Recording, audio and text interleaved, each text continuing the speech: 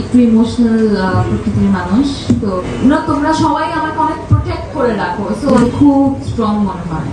মানে আমার মনে হয় আমার ফ্যানরা যারা আমাকে সাপোর্ট করে, এই পুরো ফ্যান ক্লাব কিংবা এই ফ্যান ক্লাবের ফ্যামিলিটা, এটা আমার অনেক বড় একটা পাওয়া, অনেক বড় একটা স্ট্রেংথ এবং আমার একটা শক্তি। এবং এই শক্তির কারণে মানে আমি আজকে এই পজিশনটাতে আছি, কিংবা তোমাদের কারণে আমাকে নিয়ে কেউ কিছু বলতে পারে না, ওখানে গিয়ে তোমরা যেরকম আসলে উত্তর দাও, তো আমার কাছে মনে হয় তোমরা সবাই আমাকে অনেক প্রোটেক্ট করে রাখো। সো আমার কাছে মনে হয় আমার ফ্যান বেসকে নিয়ে যদি আমি ওয়ান ওয়ার্ডে ডিসক্রাইব করি তাহলে আমি বলবো যে তোমরা আমার আসলে শক্তি। আর আমার আরেকটা প্রশ্ন ছিল যে আমরা জানতে পারছি ইতিমধ্যে আপনি ছবিতে গেছেন, হ্যাঁ? আমি আসলে সবসময় ভালো কাজ এবং ভালো স্ক্রিপ্টের সাথে থাকতে চাই। ওই ভালো স্ক্রিপ্টটা যদি নাটকের মাধ্যমে আসে তাহলে হয়তো বা নাটক করা হবে, কিংবা যদি ওটিটি কন্টেন্ট হিসাবে আসে তাহলে ওটিটি কন্টেন্ট করা হবে, কিংবা যদি ফিল্ম আকারে আসে তাহলে অবশ্যই ফিল্ম করব। আমার মনে হয় ভালো কাজের সাথে জড়িত থাকা উচিত। ভালো চরিত্র এমনিতেই আমরা পাই না, সবকিছু রিপিটেটিভ। ভালো গল্প আসলে আসে না, ভালো স্ক্রিপ্ট অনেক খোঁজার পর একটা ভালো স্ক্রিপ্ট পাওয়া যায়। তো এটা যেই আকারেই আসুক না কেন, আমি চাইবো সেই ভালো গল্পটা যাতে আমি করতে পারি। এটা যদি নাটক হয় তাহলে নাটক করবো। যে যেমন লাস্ট একটা খুবই সিম্পল একটা টপিক, আমি এক্সপেক্ট করি নাই অনন্যা নাটকটা মানুষ এত পছন্দ করবে কিংবা এত মায়েরা এটার সাথে কানেক্ট করতে পারবে।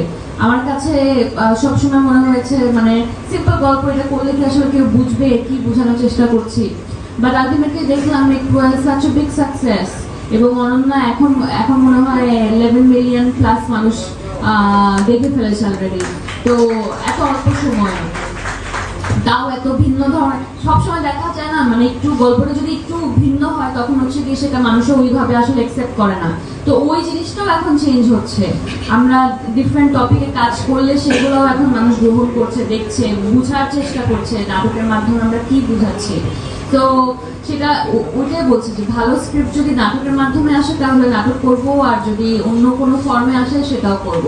বাট হ্যাঁ, আমি আমার শুরুটা নাটক দিয়ে, এবং আমি চাইবো যে সব সময় যাতে ভালো ভালো স্ক্রিপ্ট যদি আমার কাছে আসে, এই সুযোগটা, স্ক্রিপ্ট আসা বা স্ক্রিপ্ট পাওয়ার এই ব্যাপারটা তো আসলে আমার হাতে না, এটা ভাগ্যের একটা ব্যাপার। ভালো কিছু পেলে অবশ্যই সেটা করবো।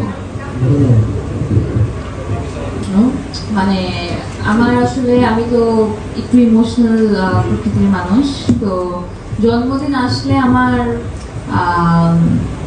কিছুটা ভয় লাগে। মানে আমাদের জীবন থেকে একটা বছর আসলে চলে যাচ্ছে, ওই ভয়টা লাগে। এবং মাঝে মাঝে আমার মনে আছে যখন লকডাউনের সময় আমার বার্থডে হয়েছে তখন আমি অনেক কেঁদেছিলাম। মানে একে তো করোনা সবকিছু মিলিয়ে আমাদের মন খারাপ ছিল, এবং তার মধ্যে বছরের একটা দিন এইভাবে আসলে চলে গেল।